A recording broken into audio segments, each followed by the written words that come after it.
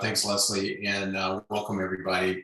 Again, my name is Jim Hill, and I'm a volunteer with the Career Networking Center. And I'm going to spend the next 30, 45 minutes just sharing with you my experience in the job search arena. A little bit about, provide a little bit about me, a little bit about the Career Networking Center, and then talk about sort of some lessons learned. So the Career Networking Center is a 501c3 charitable organization, started in 1992, and I actually started volunteering there as a client in 2002. So I think I'm the longest serving volunteer there. And what we do is, our motto is empowering job seekers. So we don't find you a job.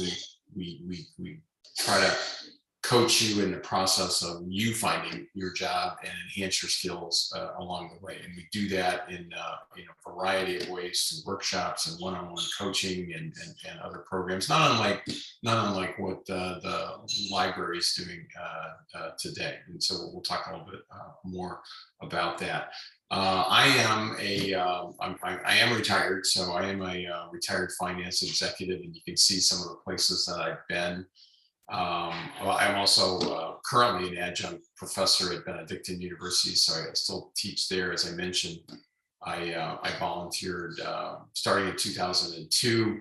In my own career, pretty typical. I've gone through 5 job changes in my career, and I like to tell people that that actually only one of them was my idea, and the other 4 were someone else's idea. And as you all have experienced, downsizing and layoffs and companies closing and companies moving, I've gone, through all of that. So I know a lot about the process, and I also know a lot about the stress that comes with it.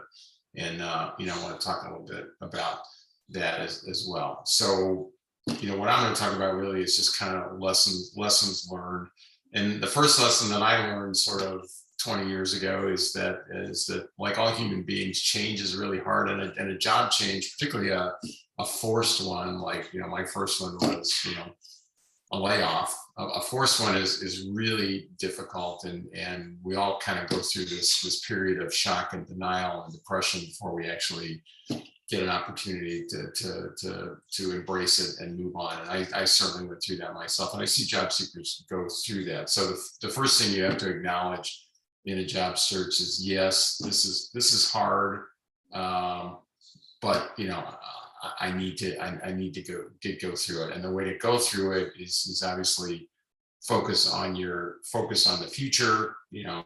Leslie and I were talking about this a little bit earlier. This is a great, there's lots of better jobs available right now. So this is your chance to get a better job. But also, while you're doing that, remember that you're not defined by your job status. When people ask you what you do, you can tell them I'm in transition. I'm searching for a new role. Be proud of that, because when you tell people you're looking for a job, that's how they know that they can help you. There's lots of other ways, but I'll tell you right now that networking is the number one tool. It's the way to do it. And you also have to treat it as a full-time job. When people ask you what your job is right now, your job is finding a job, and you need to treat that just like every day. You go to work every day. Well, you look for a job every day. It's not a vacation. It is your job. The other piece of advice I'll give you from my own experiences is work with other people. Don't do this yourself. Going back to that valley of despair, it's really lonely if you're trying to do that yourself. So be part of a team. Be part of a networking group. We offer a lot of resources at the Career Networking Center, but don't go alone. Learn from other people. I certainly did, and I can point to, as I said, having gone through 5 job changes, I can point to dozens of people that helped me along the way, and were an integral part of helping me find the new job. So that was probably my biggest lesson learned, is not to try to go it alone. I want to try to dispel a few things, that are maybe miss. One thing is, if you look at me, you can tell that I'm a senior, You're never too old. There is oftentimes some age bias, but age bias works both ways. If you are older, great. Somebody's going to want to hire you because of the experience that you gained, doing that. We're not born with wisdom. We acquire wisdom over the years, and the more years you have, the more wisdom you have. And really what I learned is sell that. Another key thing is companies are always downsizing. Companies, even successful companies, are always reorganizing, going through layoffs, and there's a worry. So, well, I'm not going to apply there. They just downsize. Well, actually, because they downsize, they probably need some help, in certain areas. So every company is game, for searching for a job. No matter what you've read about their fortunes today, unless of course they've closed their doors. If they're a place that offers things that you want to do, they're a place to serious. And I guess I need to say this as we're coming up on holidays, the fall holidays. People say, don't bother searching for a job during the holidays. And my own experience, in fact, the last job that I got, I was offered the job 2 days before. I interviewed 2 days before Christmas. I was offered the job 3 days after Christmas. I started 2 days after New Year's. So what I learned is that job searching during the holiday, it's actually very productive, particularly the fall holidays, the Thanksgiving and Christmas. Companies, people are, there's a lot of reasons. They're probably a little less busy with day-to-day work activities, and so they have more time to focus on recruiting. They know that January is right around the corner. For a lot of companies, it's a new budget year, it's a new fiscal year. They have new positions opening. That was my case. The company had a new position opening in January, and so they wanted to get somebody on board.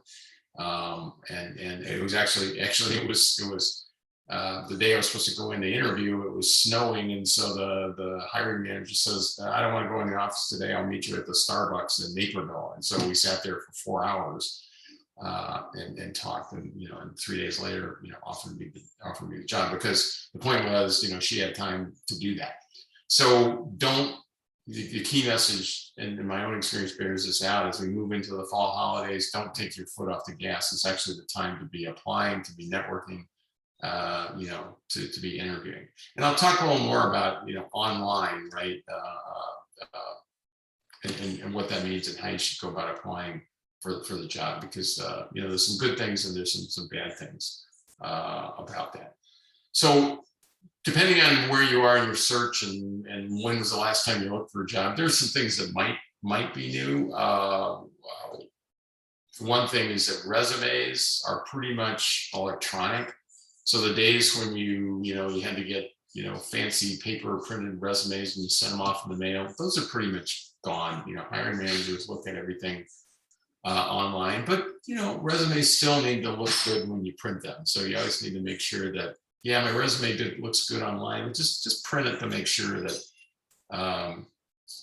it still looks good. That the fonts line up and the pages break when they're supposed to.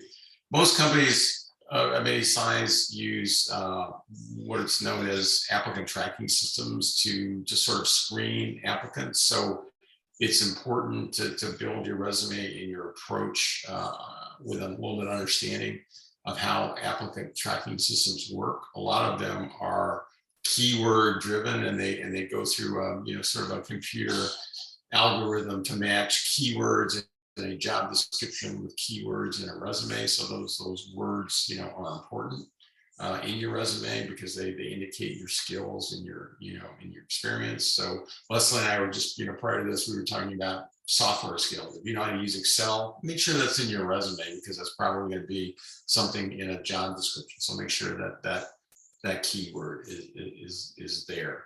Other things that might be new, video interviews are really the norm, much more so now, as we've gone through a pandemic where video interviewing was kind of the only way to do interviewing, but so you need to, and it is, interviewing over video is a little bit different than interviewing in person. It's good to practice it, and it's pretty easy to practice. Most companies, I think Leslie mentioned, that use some form of behavioral interviewing, and so I was glad to see those workshops coming up, Leslie, because behavioral interviewing is all about understanding not what your skills are, but how you do your job. I know from my own experience, I never had an employee fail because they didn't have the skills to do the job that I asked them to do. They failed because of the way they did the job. They weren't a good team player, or they didn't seek out help, or they didn't communicate. They had the skills to do the job, but the way they went around the job, the way they did the job, their job behaviors weren't consistent with what the company culture is. And that's really what behavioral interviewing is about. It's understanding more about how you conduct yourself, and the way it's done is by asking you to tell, I call them stories, about problems you've solved or interactions you've had on the job. And that's where we call it the STAR technique. STAR is an acronym that stands for situation, task, action, result. STAR.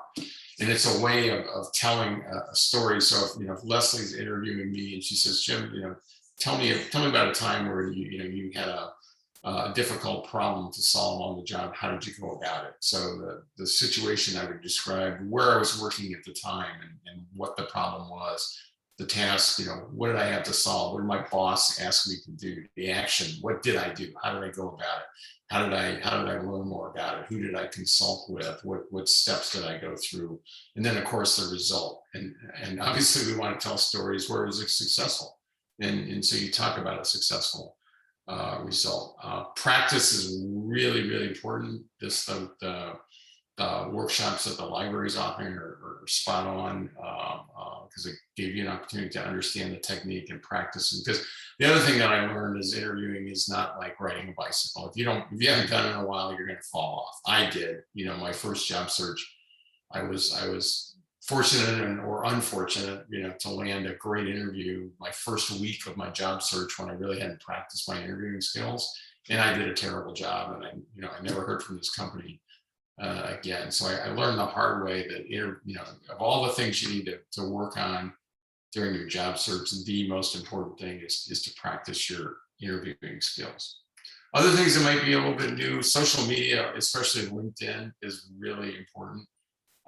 Most professionals use LinkedIn to in some way screen or learn more about an applicant. So when you apply for a job, it's just pretty common that if your resume looks good, that the next thing the hiring manager or a recruiter is going to do is look you up on LinkedIn and see what they can learn about you, especially your social media presence and the number of connections and who you're connected with and who you know. So it's really important. Facebook, Twitter, also important, but perhaps less so. I sort of put them in the category of personal social media as opposed to professional social media. So you want to have a professional LinkedIn. It's okay to put your vacation pictures on Facebook, but not on LinkedIn.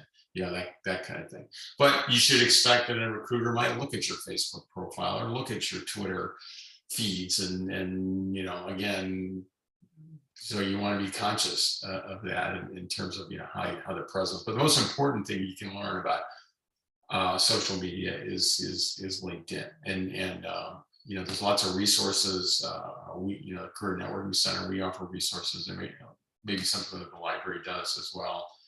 To help you with getting acclimated. If you're not on LinkedIn, get you on there, get your profile set up, get you active on that. So I mentioned this earlier.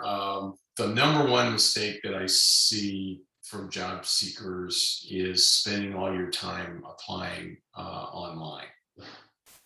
And it is necessary to apply online, but that's really only the first step. So you have to think of submitting. A lot of people think of submit the online application as that's the whole process. I'm done. I submit my application and I wait to hear. That's a huge mistake, and I'll talk about why in a minute. So yes, you have to apply online, but that's not the only thing that you do. I talked about social media, big mistake to neglect it. Also, when you know in constructing your resume, what a hiring manager really wants to see is accomplishments, not responsibilities, and not some sort of overused words about how passionate and dedicated you are, but they want to see what you've accomplished. That's why I want to hire you, because of what you can do for me, and what you can do for me. I want to see what you've done for other companies. When you launch your strategy, the key is I call it know your added value. So what is it that you've done for your prior employers that a new employer is going to find you valuable for? Is it if you're in sales, is it building increasing sales? If you're in customer service, is it keeping your loyal customers? If you're in finance or accounting, is it helping guide your company through difficult financial times? What are the things that you have done? And because these are the things you want to talk about in your job, is your added value. The other thing that I'll tell you is targeting the right places and the right positions for you is really important. When you know your value, then you can use that to figure out where do I want to be, what companies, what locations, and what are the right positions for me. So it really is a job search strategy. Really is a focused strategy. It's knowing your value and then using that value to target positions that you're going to get hired for. It's way different from just a kind of what I call a shotgun strategy. Is apply for anything that comes up. Your odds of getting hired in a situation like that are much lower than if you specifically target companies and target opportunities that are fit for you. The process of job searching, there is, in my own experience, bears this out. There is always an element of, I'll call it luck, or maybe it's making your own luck. It's being in the right place at the right time. So, finding the new job is sort of a conversion. That's what I'm trying to show you. It's a convergence of three things. One is, networking. The other is, targeting companies' positions, and the other is having the right, I'll call it collateral, but it's resumes, it's business cards, it's practice, it's elevator speech. It's really the coming together of all those three activities that find you the new job. It's not necessarily a lockstep 1, 2, 3, 4, 5. Do this, and you get hired. There is some of that, but the most important thing is that you have to be sort of constantly focusing on these things, and then yes, there is some element of being in the right place at the right time. But if you're networking a lot, then you're going to improve the odds of being in the right place at the right time. So just know, in my own experience bears this out, just know if you do these things and you do these things consistently, I tell every job seeker, if you're doing these things, you will find a job. Now, one thing I can't tell you is how long it's going to take, because there is always that element of being in the right place at the right time. But what I do know is if you do these things, you will land a new job. So just keep doing them and do them right. If you haven't read this book, The Unwritten Rules of a Highly Effective Job Search by Orville Pierson, it's a great read, and it does kind of lay out the steps that you need to make sure you either follow or that you have done. And I'll talk a little bit about it, but he called it the 10-step process. And I've alluded to a few things already. You know, number one, like I said, is understanding who you are and what you want. So it's not about this step. It's not about the employer. It's about you. So it's a value. It's your strengths. You know, your style, your behavior, understanding how you go about doing what you do, because, you know, again, you need to define your value before you figure out where you're going to be. And one of the things, and particularly if you're kind of older like me, you know, I was brought up just, you know, my parents always said, don't brag about yourself. You know, that's rude. Well, job search is a time to brag about yourself. And so you do need to, some of us kind of need to overcome that shyness about talking about ourselves, because that's how you convince someone to hire you, is you talk about yourself and you talk about what you've done. And yeah, you brag a little bit, not in a obnoxious kind of way, but you know, show what you've done, be proud of what you've done, show the results that you have. So that's what, you know, start your search by understanding who you are. And then, as I mentioned earlier, so what's your ideal job? What are your target companies? And the clearer you are on your target and the focus, the more likely you are to hit it. And this is where, and targeting is where, I know Leslie has done this, I'm sure, is where resources like a library are very valuable in helping you understand, because you know, most of us, you know, the first thing we think about in our targeting is geography, right? Is you know, where do I live, or where I want to live, or, you know, and what are my kind of geographical constraints. And so once you have that, then one of the challenges, okay, who are the companies in my geography? And that's where, you know, a resource like a library, you know, can help you a lot, because they'll help you on, you know, yeah, you can drive around and see whose billboards are up and whose signs are on the building, but you'll miss a lot, you know, when you do that. So, you know, engaging library and other resources to really build your, based on geography. And the other thing is, you know, based on size of company.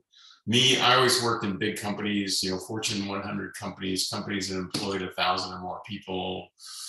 So, you know, I was a better fit for that. So that was another one of my criteria. And that's where, again, library resources can help you, you know, through resources like Reference USA and other databases that help you quickly, you know, sort of sort through who are the big companies, where are they located, you know, what do they do. But it's again, I won't emphasize this enough. You need to know what your target companies are to land. Developing the written documents. This is kind of step one or step two, but resumes, business cards are important. And a handbill is kind of a hybrid resume and business card. It's something that you share with other job seekers that focus, you know, kind of on your targets and your values. There's a few things that you don't put on a resume, but these are you know, written documents that you can share electronically or, you know, in person. Business cards may seem a little old-fashioned, but it's really important, because you are, you know, when you meet somebody face to face, it's always awkward to hand them a resume, or maybe they've got a cup of coffee in one hand and you know, they're writing in the other. But a business card, just this little thing that's got your name, got your phone number, got your email on it. It's a great way for them to remember you. Oh, I don't have to write it down. Thank you for your card. So while it may seem a little bit old-fashioned, it really is important, and candidly not that expensive. You can get business cards at Staples and other places for, you know, $20 for 1,000 cards or something, you know, something like that. You can get them free through, I think it's Vistaprint, if you're willing to wait for them. But it's kind of an essential toolkit as well. So yeah, so develop the written documents. Interviewing practice preparation, absolutely essential. And then do this quickly. You don't know when, you know, you got your resume, you send it out, all of a sudden you got an interview tomorrow, right? Companies are always in a hurry, you know, when they're in a hurry, they're in a hurry. They call you up, hey Jim, I got your resume. Yeah, can we schedule an interview for you tomorrow? Whoa, I'm not ready. Well, no, you need to be ready. So the point is start your practicing. Assume you're going to get an interview tomorrow. Start your practice, particularly that, you know, behavioral interviewing. If you're not familiar with that, get up to speed with it. Attend the session at the library, and also line up. You know, references are still important. Companies won't often ask you for references until you're well advanced into the interview process. So typically when you first apply, you're not required, but oftentimes once you're in the process, once you're a serious candidate, if I'm a hiring manager, I'd like to be able to talk to some couple of people that know you. I know you're going to line me up with people that will say good things about you. I kind of know that as a hirer, but I still want to talk to them and understand. Again, it's all about behavior and understanding, you know, your role and how you went about it. So make sure you line those up. You know, these may be your former boss, they may be people, you know, that you worked with or people that work for you, but you know, ask 2 or 3 people, is it okay? Can I use you as a reference? Can I share your contact information? So make sure that people who are going to be references know that they might be contacted, and then prepare them. If you know, when you provide their name to a prospective employer, immediately, you know, call them, email them, say, hey, you know, Leslie, wanted to let you know that, you know, thank you again for being a reference. Wanted to let you know that I've, you know, interviewed for a role, and I, you know, I provided your name. I think the role is a good fit for me, and then they may want to talk to you more about that. But so line them up now, get ready, have them available. Don't give them until they're asked for, but expect that you at some point you will be asked for references. So networking, again, is about, it's not only reaching out to everyone you know, but it's also meeting new people.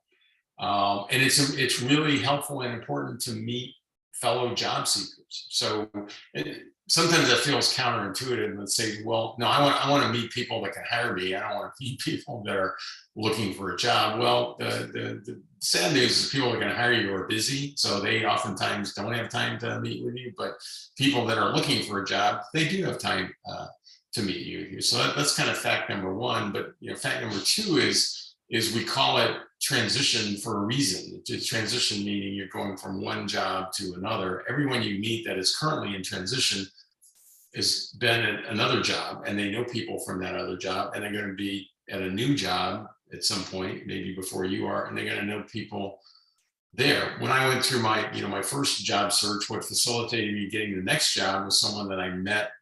You know, we were both in transition at the same time.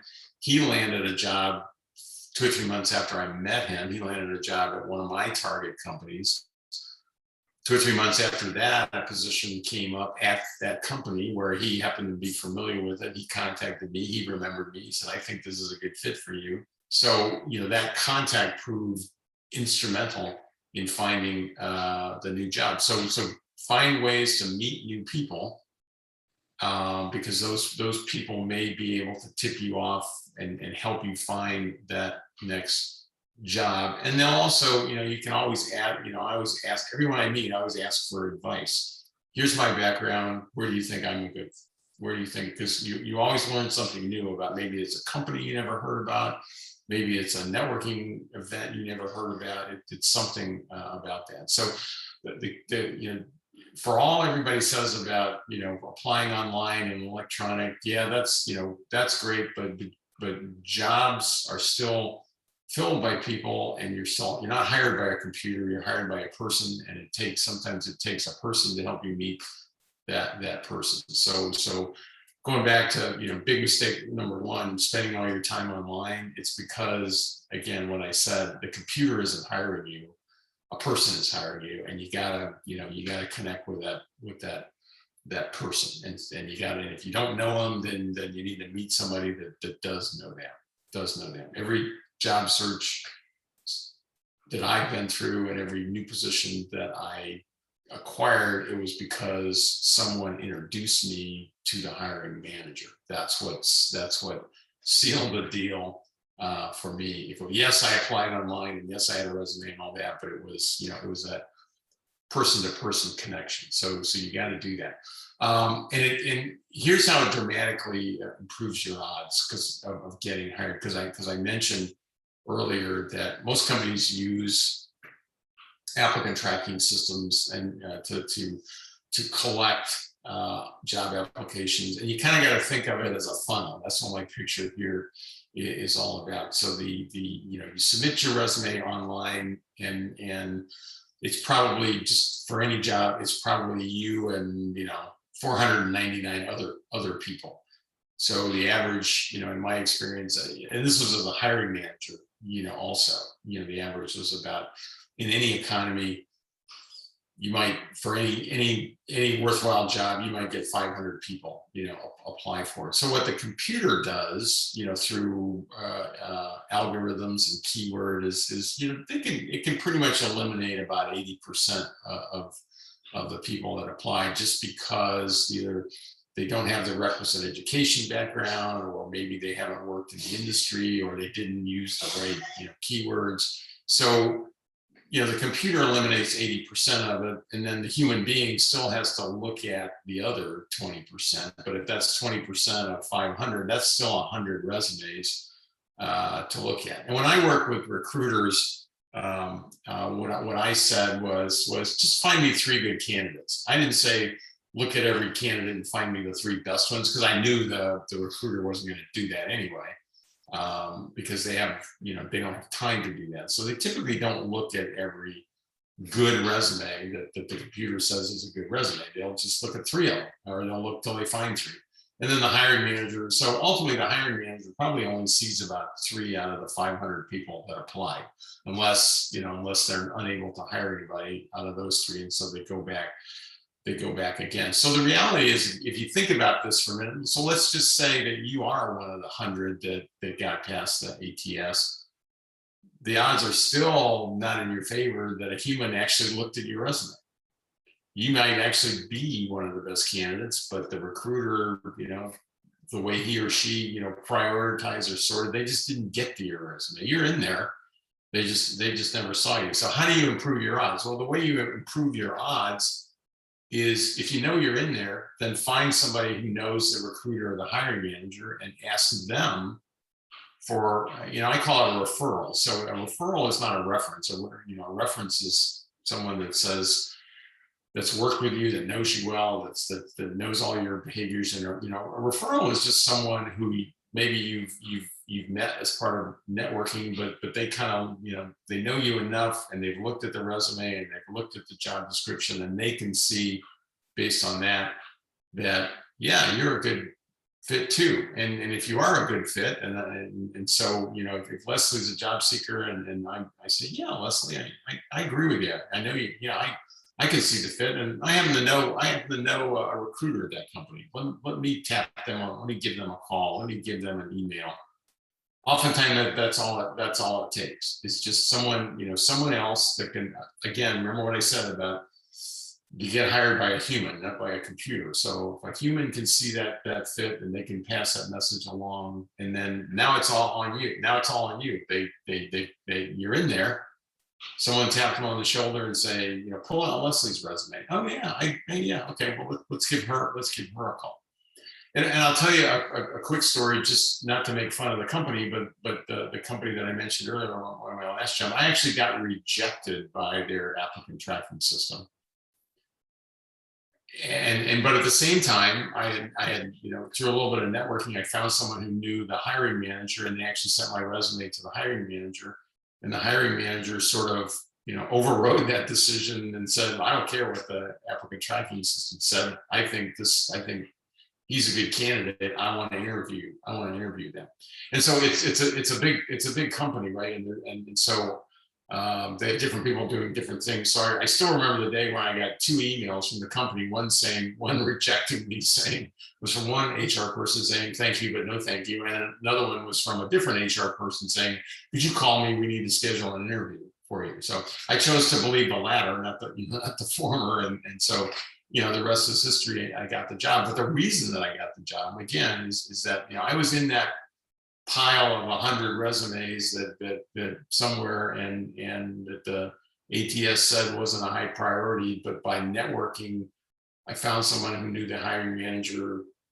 She looked at my resume and said, yeah, he's applied. Let's interview him because I think he really is a good fit, regardless of what the keywords and everything say. So it's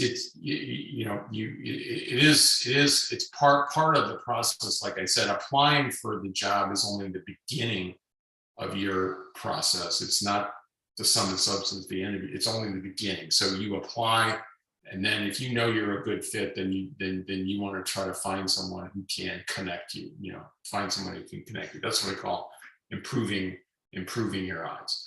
And if you kind of go again, if I go back to the Orville Pierson, the 10-step process, now it's like Nike said, it's just do it. You've got the interviewing skills, you practice, you've got the resume, you've got the business cards, you know your target companies. This is the execution, and it kind of goes back to my diagram. If you're doing all those things, you are going to get hired. You are going to get hired. Interviewing, key thing is be ready to deal with tough questions. This is where interview practice can, went too fast. As a hiring manager, I always try to ask at least one difficult question. Tell me, and sometimes I would phrase it like, I'm really not comfortable with your qualifications in a certain area. It just doesn't seem like you've got enough experience doing this.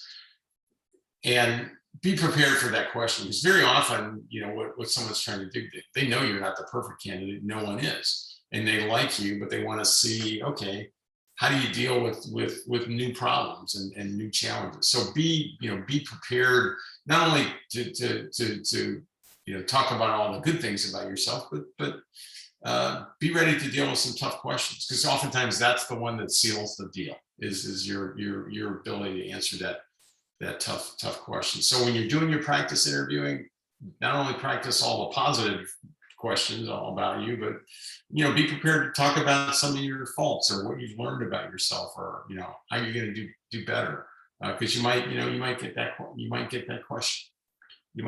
question. And I will tell you that negotiation has a place, but it's at the end. So you never negotiate, pay, benefits, that kind of thing, until you already have the job offer. Then maybe there's an opportunity, or maybe not. You really have to read it, but get the offer. You can always turn it down. You can, if you don't think it's fair or competitive, but don't negotiate until you get the offer. And then if you really don't think it's fair or competitive, then you can talk about some other things. But offer in hand, then you can decide. Be prepared, but be flexible. And it all depends on your situation. I know in my case, I was going from a situation where I had a long tenure at a company, and so I to a new employee. And so in my old company, I had earned like 4 weeks vacation, while the new company, I would only get 2 weeks vacation. After I got the offer, I said, anything you can do about that? And my boss said, nope, sorry. So I said, okay, fine. So I was flexible in that, because it wasn't as important to me having an extra 2 weeks of vacation, which when I thought about it, I probably wouldn't use anyway. It was just a perk of having. In my old company, if you didn't use it, you got paid for it. And so this company, they actually had a better bonus program. So I sort of, as I rationalized it, I came out ahead anyway. So got to be prepared to negotiate, but also be flexible about it. Already talked about this. There's a lot of resources. Libraries are key. Churches also, every churches, synagogues, other religious, they all do a great job of community outreach, whether you're a member of that particular institution or not. Some of the best networking that I did in Naperville was at St. Thomas Catholic Church, and I'm not Catholic. I didn't belong to the church, but they opened their job search ministry to everyone, and they offer a lot of networking and resources as well. They're great, great. If you're, go back to your college placement, your alumni association, temp agencies are, a great thing too. I did some contract work. It's not a permanent role, but it's a way, for me, I met some new people, I got a little money, got some new experiences. So don't ignore the contract of the temp agencies as well. You guys are mostly, so you're probably familiar with IDES, the Illinois WorkNet, and then of course a little commercial for Career Networking Center. What we offer, again, we're an all-volunteer organization. We offer workshops, we offer coaching, we offer, we call it job search work teams. So we actually put you in a team of other job seekers and work with you on a weekly basis. And we have networking opportunities as well. One of our key workshops, kind of builds on this Orville Pierson 10-step plan. So we actually walk you through the job search plan and kind of assess your readiness in a lot of these areas, helping you focus on your target. So you come out of this with a plan. We do resume workshops, particularly when we have one coming up. Actually, I think it's next week we call it ATS Ready Resume. So it's preparing your resume, understanding that it's going to have an encounter with an applicant tracking system. So what's the right way to do that? A lot of centers around keywords and phrasing and things that are important for your industry. So that's a good one, and it's a workshop that we try to repeat every quarter or so. We have a networking workshop. I'm actually a facilitator. We're starting one again in November. We call it Networking for Success, or it's our networking boot camp, if you will. So again, we put you in a team of a small work group. We meet with you once a week. We actually help you do practice networking calls. It's again, that's what we call it, networking for success. And we also do interview workshops and practice interviews as well. So we do it in a couple different ways. We have some workshops that talk about video interviewing and how to present yourself, and then we also do one-on-one coaching. And then I also already mentioned our job search work teams as well. So this is, we pair you up in a team that meets weekly. You set goals every week.